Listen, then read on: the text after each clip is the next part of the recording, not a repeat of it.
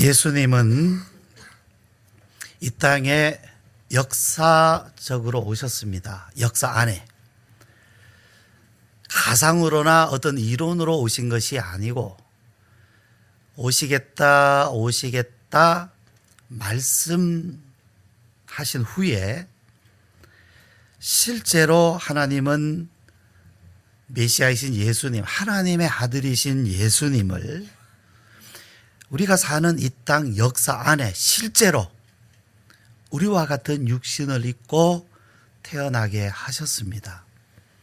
그러니까 그 당시 사람들은 예수님을 만날 수 있었고 예수님과 대화를 나눌 수도 있었습니다.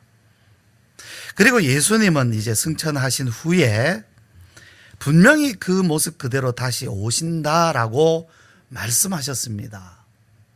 그런데 다시 오실 때에는 구원하러 오시는 것이 아니라 구원받은 사람들을 영접하러, 그리고 사람들을 심판하러 오신다고 말씀하셨습니다. 그런데요, 그때와 그 시는 아무도 알지 못한다고 말씀을 하셨고요. 그때가 되면 사람들은 세상의 마지막이 어디 있느냐, 정말 예수님이 오시느냐, 많은 사람들이 신앙을 떠나고 배교하고 그러면서 믿는 사람들은 많은 박해를 받게 될 것이다, 이렇게 말씀을 하셨습니다. 여러분, 마지막까지 남는 사람이 진짜입니다. 내가 그 자리에 있었다, 그 그릇에 담겨 있었다 하는 사람 또는 곡식, 그 그릇에 함께 있었다, 그러므로 다 곡식인가 하면 아니고요. 그 그릇에 함께 있었어도 이제 추수 타작마당에서 마지막까지 남는 것이 알곡입니다. 마지막까지 남는 사람이 진짜입니다. 아무리 처음에 같이 있었어도 바람에 날려가면 쭉정이고 가짜인 거죠.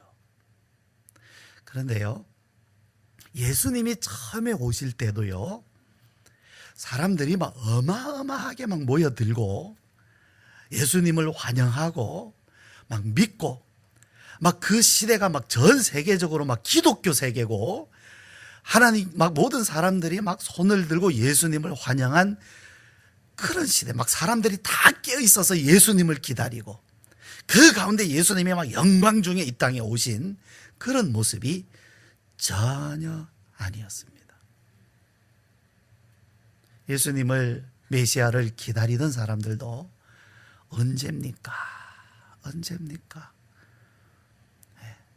그러다가 진짜 오시기는 하는 겁니까? 더 시간이 흐르면 에이, 그거는 그냥 말씀이지, 그럼 뭐 예수님 안 오셔. 또 어떤 사람 이미 오셨다 갔어. 별 사람이 다 있었어요. 뿐만 아니라 예수님이 오신다 하신 유대 땅은 전 세계적으로 경제 발전을 이루고 사람들이 잘 살고 지식이 뭐 풍성한 이런 시대가 아니었고요. 오히려 그 국가적으로는 굉장히 암울한, 희망을 찾을 수 없는 로마의 속국이 되어가지고 지배를 받고, 임금은 오히려 헤롯 같은 그냥 엉터리 그런 사람이 임금이 돼서 말이죠, 다스리고, 종교는 오죽합니까? 완전히 타락을 해서 도저히 누가 진짜인지 알 수도 믿을 수도 없는 이런 시대에, 정말로 세상이 너무너무 깜깜하게 어두운 시대에 이제는 희망이 없구나, 그런 시대에 예수님이 오셨어요. 예수님이 두 번째 오실 때도 그렇게 오신다고 말씀을 하신 겁니다.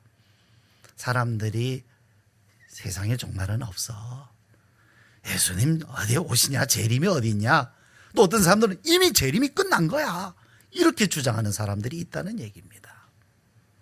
그런데요, 진짜 이 세상의 종말이 오기 전에, 예수님이 오시기 전에요, 정말 많은 양치기, 거짓말하는 양치기들이 왔다 갔어요. 아니 지금도 있어요. 이 사람들이 우리 주변에 다 나타나가지고 자 예수님 종말이 가까웠다, 예수님 정말 언제 예수님이 오신다 하고 외쳤어요. 그 사람들이 외치니까 안 믿는 사람들까지도 들썩들썩한 겁니다. 야 진짜냐, 언제냐, 야 이거 종말 되면 큰일 나는데 세상 사람들, 안 믿는 사람들까지도 들썩들썩했어요.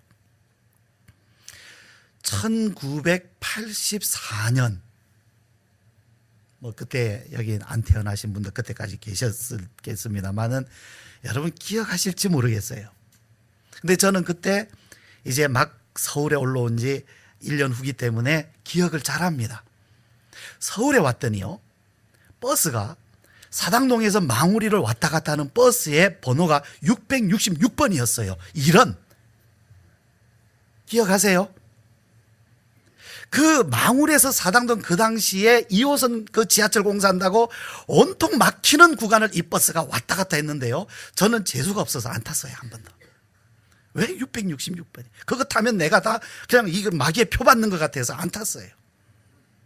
그런데 1984년도에 한국 교계의 전부의 여름 성경학교 주제가 뭐였느냐면 다시 오실 예수님이었어요. 그래서 교회들마다 현수막을 다시 오실 예수님을 걸고 종말에 대한 그런 공부를 어린이들, 또 학생들, 어른들 다 공부했어요. 공부하고 나서 그 버스를 보니까 진짜 마귀 같았어요. 안 탔어요. 사람들이 하는 수 없이 버스의 번호를 555번으로 바꾼 줄 믿습니다. 바꿨어요. 진짜로.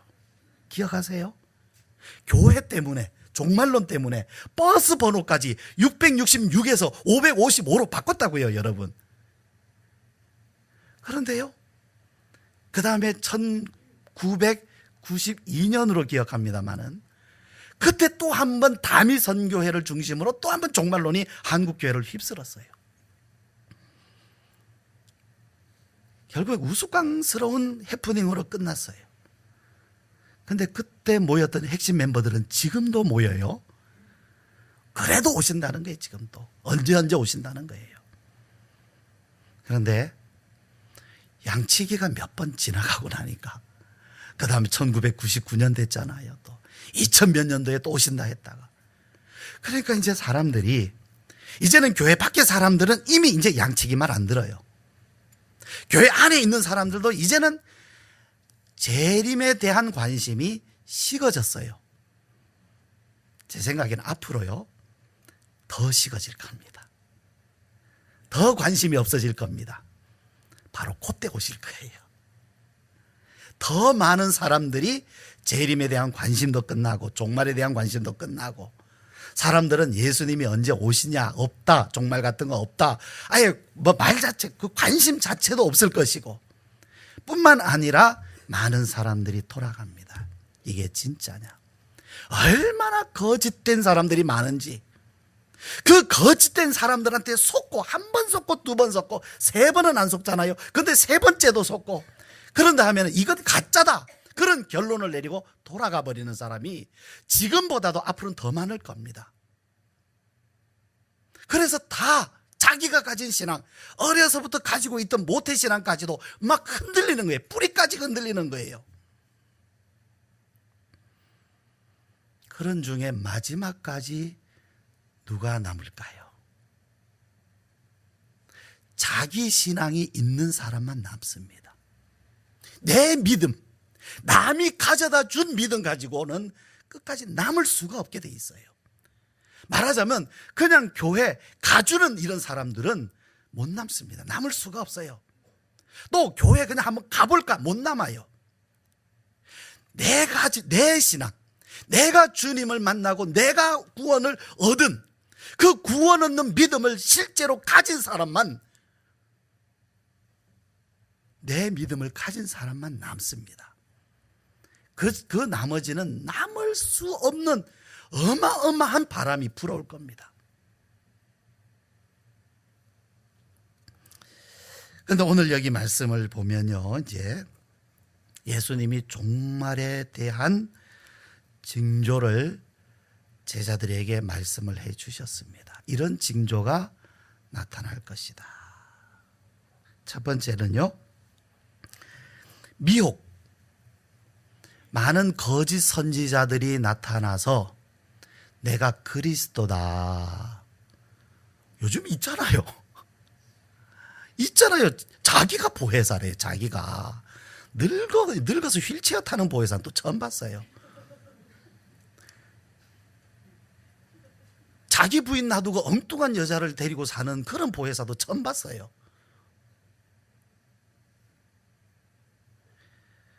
정말 입에 담기도 민망한데도 사람들이 헷갈려 해요. 그게 진짜래요.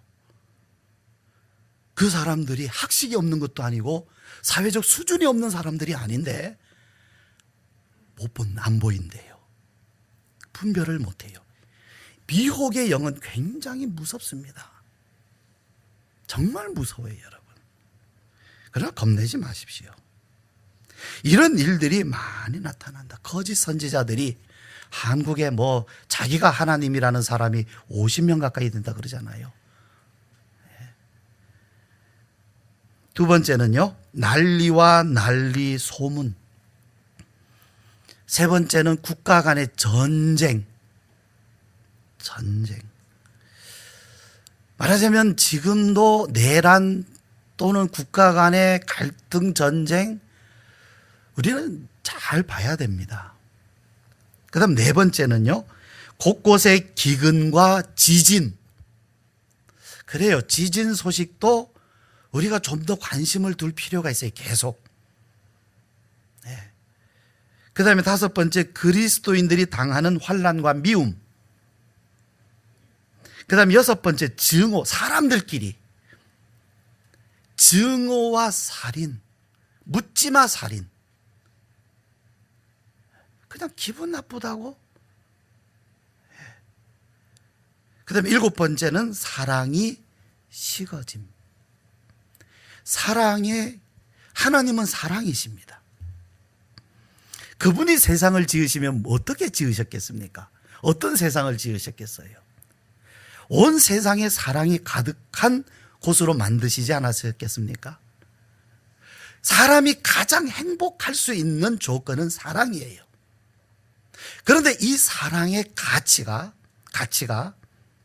와전되고 왜곡되고, 그리고 이 사랑을 이용을 하고, 그래서 그것 때문에 상처를 입히고 또 그것 때문에 상처를 받고, 그래서 사람을 두려워하게 되고. 세상에서요, 가장 무서운 건 사람이잖아요. 귀신보다 호랑이보다, 요즘 민가에 나타난다는 멧돼지보다 더 무서운 게 사람이라 그러잖아요. 사랑이 식어지. 그리고 사랑보다도 다른 가치를 더 높게 보는 거예요. 그래서 그것을 내가 얻으면 행복할 거라고 생각을 하는 거죠. 요즘 우리가 전도서 말씀을 읽고 묵상을 하고 있는데요, 정말 유념해서 봐야 됩니다. 그 솔로몬은 사람이 누리고 싶어 하는 건 다 누려봤어요. 돈, 명예, 지식과 학식, 지혜, 판단력, 명성, 거기에다가 돈에다가 사업도 열심히 했어요. 많은 사업의 성공. 거기에 부인도 많이 거느려봤어요. 그게 좋은 건지 모르겠지만, 부인도 1000명씩 두고 말이죠. 처와 처첩을 1000명씩이나 두고, 거기에다 종교적으로도 성전을 건축한 어마어마한 일을 한 사람입니다. 거기에 권력, 임금, 긴 시간 동안 권력을 누려봤어요. 다 누려봤어요. 우리는 그 중에 하나도 누려보질 못했잖아요. 그런데 그 결론이 뭐냐 하면 헛되다라는 거예요. 그 사람이 그런 얘기를 하면 들어야 돼요, 우리는. 그런데 그걸 안 듣고 나도 한번 해봤으면 좋겠다, 나중에 헛되다고 할지라도 한번 그렇게 살아봤으면 좋겠다 하고 여전히 그쪽으로 또 길을 쓰고, 혼자만 가면 괜찮아요, 열심히 하면. 근데 남을 밟고 가려고 하니까 문제죠. 남한테 상처를 주고 가려고 하니까 문제잖아요. 온갖 범죄를 다 저지르면서 가려고 하니까 문제가 되잖아요.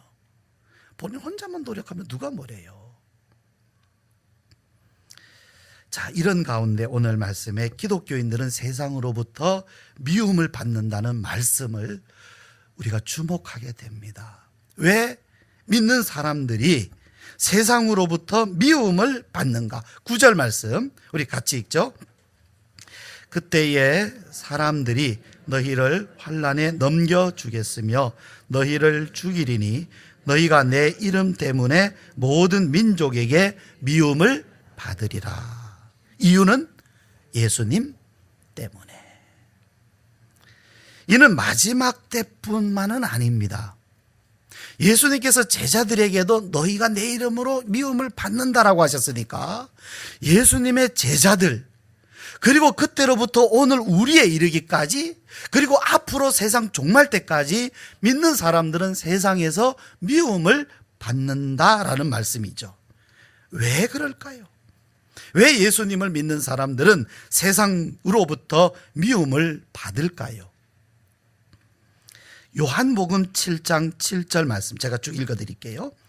예수님 말씀에 예수님이 세상을 악하다고 하시기 때문에 제자들도 미움을 받는다 이렇게 말씀하셨어요.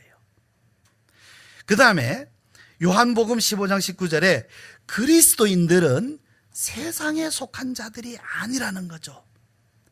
예수님으로부터 택하심을 받아서 세상에 속하지 않았기 때문에 세상이 저희를 미워한다. 너희를 미워한다. 그 다음 요한복음 15장 24절 사람들 중에 아무도 하지 못하는 일을 예수님이 하셨기 때문에 오히려 미워한다. 그 다음에 15장 25절 요한복음이에요. 여기는 이유 없이 미워한다 이렇게 말씀했어요. 이유 없이. 이유가 없어도 미워한대요. 또 요한복음 17장 14절 제자들은 예수님으로부터 하나님의 말씀을 받았기 때문에 말씀을 받으면 세상이 미워한대요. 그 다음 요한 1서 3장 12절 13절 말씀 보면 세상은 악한데 그리스도인들은 하나님께서 의롭다 하시기 때문에 의롭다 하심을 받고 의롭게 살아가는 사람들이기 때문에 의로움을 추구하는 사람들이기 때문에 세상이 미워한다. 그 다음에 요한 1서 3장 15절 세상에는 영생이 없고 그리스도인들은 영생을 얻었기 때문이다 이렇게 말씀해요. 자, 이 말씀들을 우리가 찾아서 읽어보면 그리스도인들은 어떤 사람들인가? 성경에서 믿는다, 그리스도인이다, 예수님의 제자다 하는 사람들은 누구인가? 어떤 사람들인가?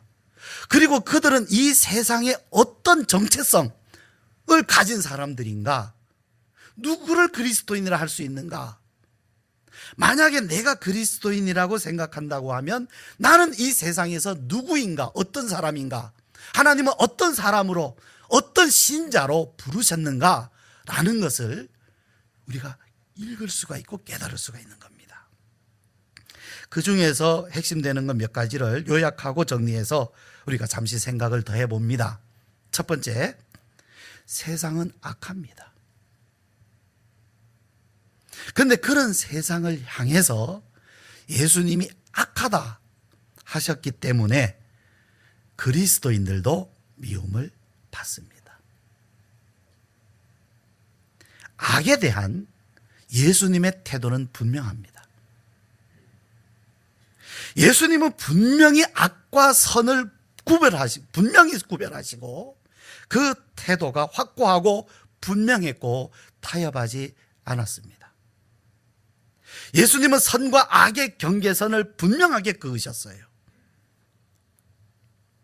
그렇기 때문에 악한 사람들이 예수님을 좋아할 리가 없습니다. 그래도 내가 나름대로 열심히 착하게 산다고 살아왔는데 착하게 한 것을 악하다고 하진 않아요. 그러나 조금이라도 잘못된 것은 잘못이라고 말하는 겁니다. 우리는 많은 착한 일들이 조금 악한 일들, 잘못한 것을 덮어줄 것을 기대하지 않습니까? 좀 잘못해도 좋은 일 많이 했으니까 그 정도는 괜찮아 라고 하시잖아요. 그런데 예수님은 타협하지 않으시는 거예요. 그건 잘못이라는 거죠. 예전에 실화죠. 그 꽃동네 그 오웅진 신부가 좀 문제를 일으킨 적이 있었어요. 근데 그 당시 제가 가까이 지내던 어느 집사님이 그분은 큰 일, 좋은 일 하셨기 때문에 그 정도는 괜찮은 것 아닙니까? 그 정도는 봐줘야지요 라고 얘기를 하더라고요. 근데 사실 저도 그때 생각해요. 아, 그렇구나. 그분이 얼마나 좋은 일 많이 했나. 그럼 좀 실수한 것은 좀 넘어가자 이런 생각했는데요. 예수님은 그렇게 하시지 않더란 거예요. 말하자면 어떤 목사님이 교회를 크게 키우셨어요. 아, 그러면 좀 잘못해도 넘어갈 수 있다라고 생각을 하는 분들이 있잖아요. 근데 예수님은 못 넘어가셨던 거예요. 그러니까 반대로 그 지적을 당하는 사람이 기분이 좋을 리가 있겠습니까? 기분만 상하는 것이 아니라 싫어요, 미워요, 증오해요, 없애버리고 싶어요, 쫓아내고 싶은 겁니다.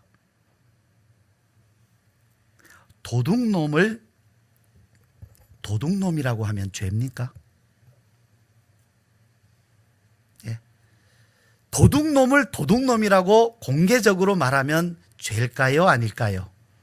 죄입니다. 모욕죄가 성립이 된다고 합니다. 그런데도 도둑놈은 자기가 도둑질을 하고 붙잡혀서 도둑놈이라 그래도요, 그게 싫대요. 밉대요. 왜 나를 도둑놈이라고 하느냐요.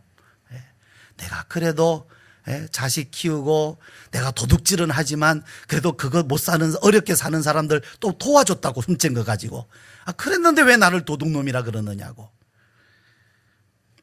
이런 예수님을, 선과 악을 분명하게 구분하시고 악을 악이라고 말씀하시는 예수님, 그 예수님을 따르는 제자들을, 믿는 사람들을 세상은 좋아하지 않는다는 얘기입니다.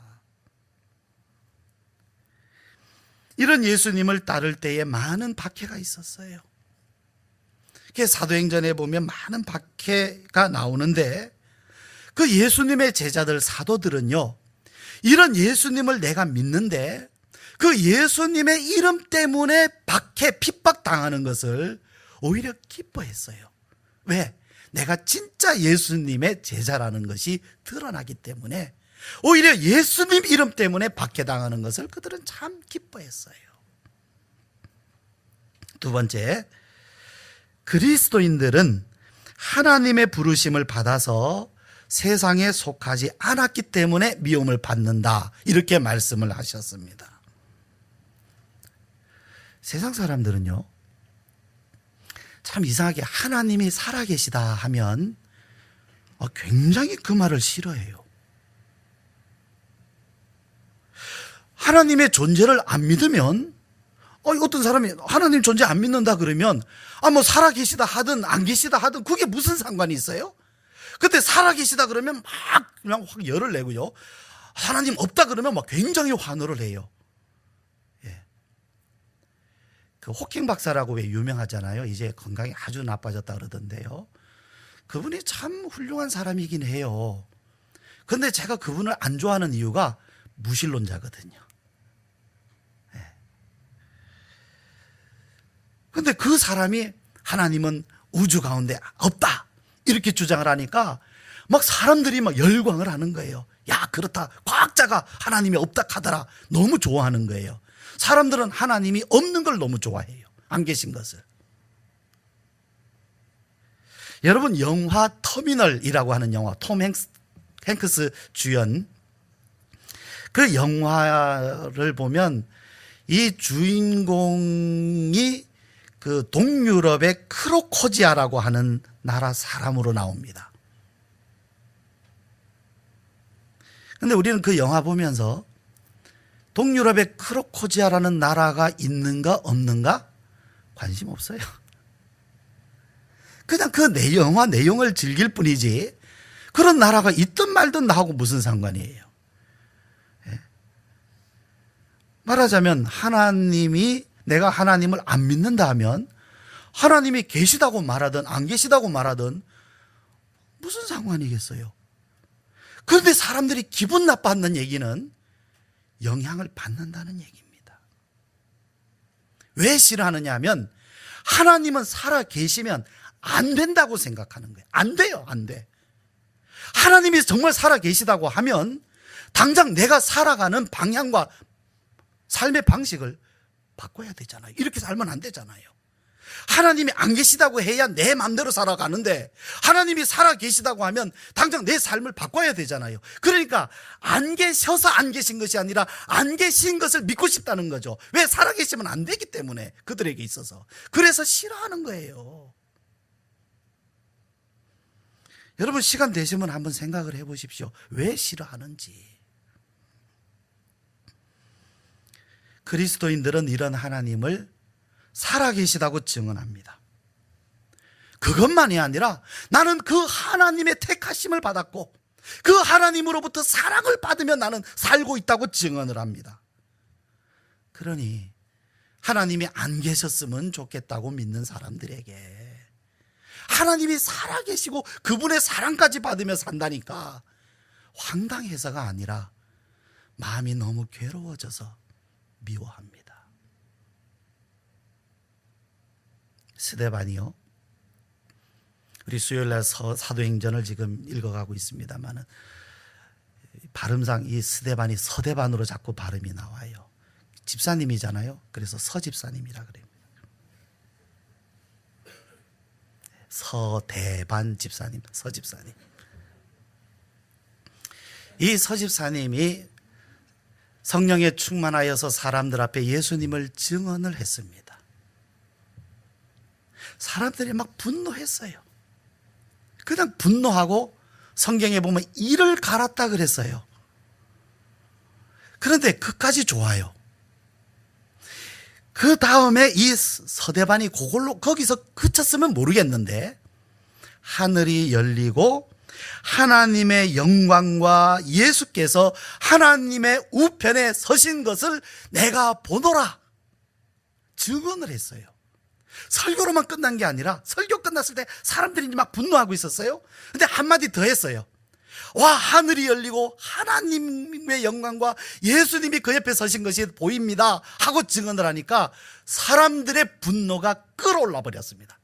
그래서 사람들이 스데반을 죽여버린 거예요.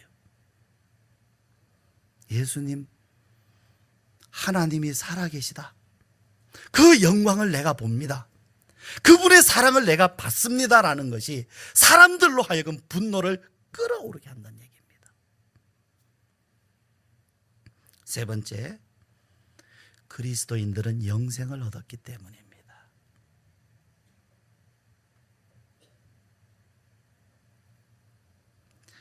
영생을 얻는다는 것은 세상 사람들이 잘 모르는 겁니다. 생각하지 않는 겁니다. 사람이 죽으면 그것으로 끝나고 그 다음에 대해서는 없다, 망각이다, 또는 죽어봐야 안다 하는 것이 그들의 생각입니다. 아니, 지론이고 철학입니다. 그래서 죽음에 대해서 이야기하는 것을 기분 나빠해요.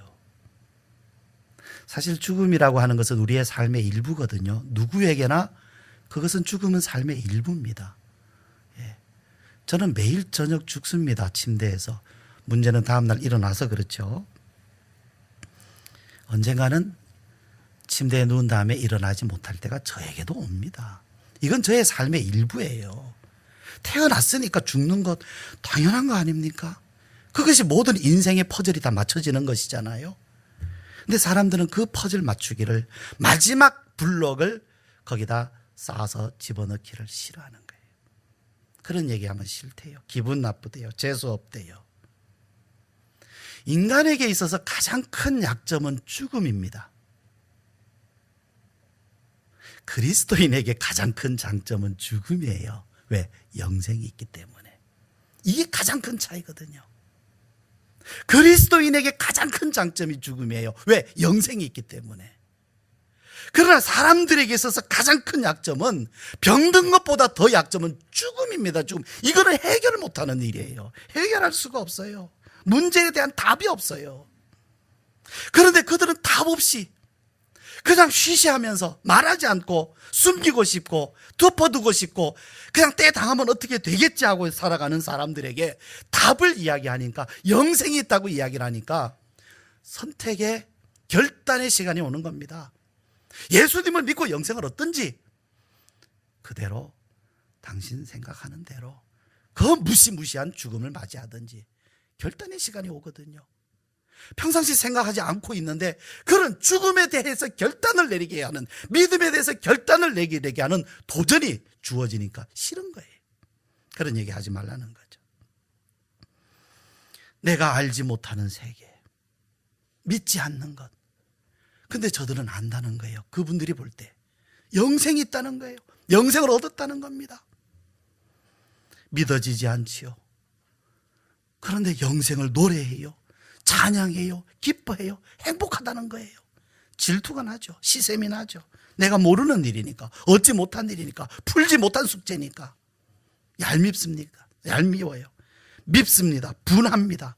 더 나가서 죽이고 싶은 거예요. 영생이란 말은 다시는 하지 못하게 만들어버리고 싶은 거예요. 그렇잖아요, 여러분. 이것이 그리스도인입니다. 이것이 이 땅을 살아가고 있는 그리스도인들의 정체성입니다. 그래서 세상에서 미움받는 것은 당연하다. 예수님 말씀하셨어요. 그런데 우리가 하나만 더 생각합시다. 지금 이 시대 그리스도인들은 과연 이런 이유로 세상으로부터 조롱과 미움을 받고 있습니까? 이런 이유로. 믿음 때문입니까? 과연 말씀과, 하나님께로부터 받은 말씀과 믿음과 이러한 영생과 이런 것 때문에 고난을 또는 미움을 받고 있습니까?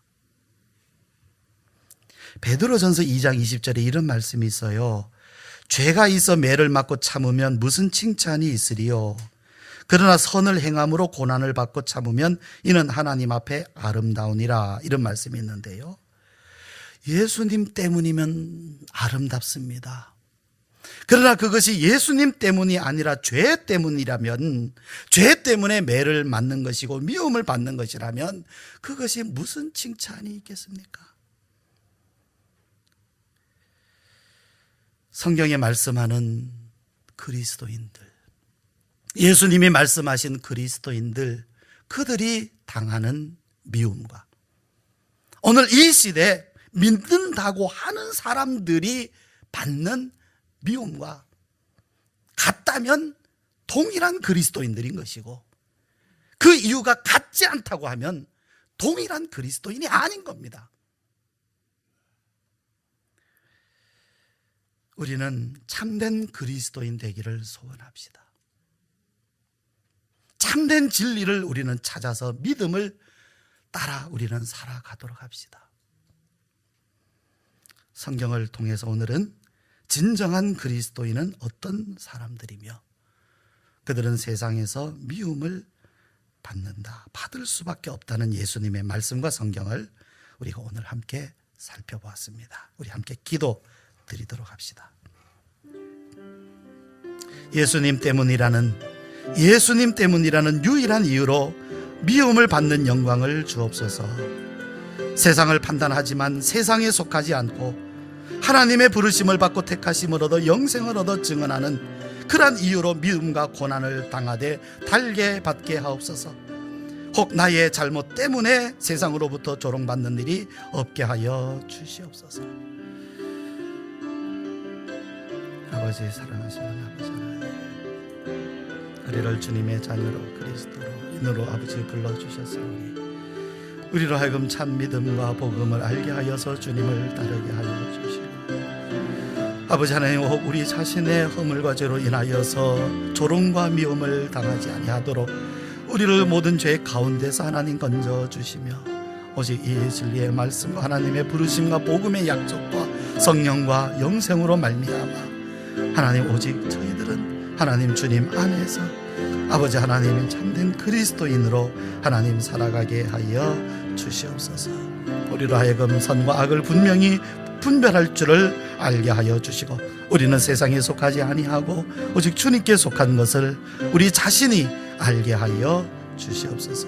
이 시간 저희들 이곳에 기도하는 저희들 또 예배하는 저희들 말씀 함께 나눈 우리 성도님들 한 사람 한 사람 심령 가운데 이러한 말씀과 성령과 결단으로 주님이 마시고 역사하여 주시옵소서.